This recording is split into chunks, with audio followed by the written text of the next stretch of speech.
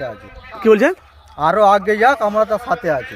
আচ্ছা, আমি একটা আপনাকে তো কথা বলছি, কিছু মাইন্ড করবেন না। আমি মুখ্যমন্ত্রী মমতা বন্দ্যোপাধ্যায় 12-13 বছর পশ্চিমবাংলা চালাচ্ছে, যেহেতু একটা গদিতে বসে আছে, তো পশ্চিমবাংলাতে তো বহুত কিছু করেছে, অথচ করছে।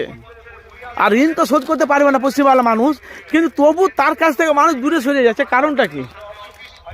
দুর্নীতি, প্রত্যেকটা জিনিসে দুর্নীতি, শিক্ষা থেকে নিয়ে কর্ম থেকে নিয়ে প্রত্যেকটা জায়গায় দুর্নীতি। দুর্নীতির কারণে মানুষ আর সরে যাচ্ছে। আজকে যে মমতা যে হারে উন্নয়ন করেছে, যদি সেইগুলো বাস্তবায়ন হতো ঠিকভাবে, তাহলে বিরোধীরা বলে কেউ থাকতো না।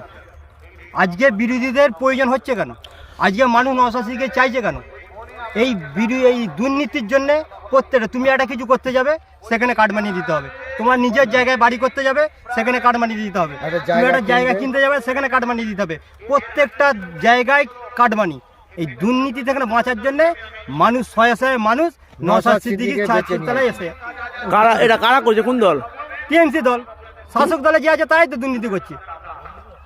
সবাই তো আর এক নয়, সবাই তো আর খারাপ নয়। আপনি তো জানেন, আপনি রিপোর্টার মানুষ, আপনি তো দেখছেন প্রত্যেকটা আপনার চ্যানেলে দেখুন না কি হারে দুর্নীতি হচ্ছে। এই যে শাহজাহান শেখ হলো, এই কত কি ঘটনা ঘটছে।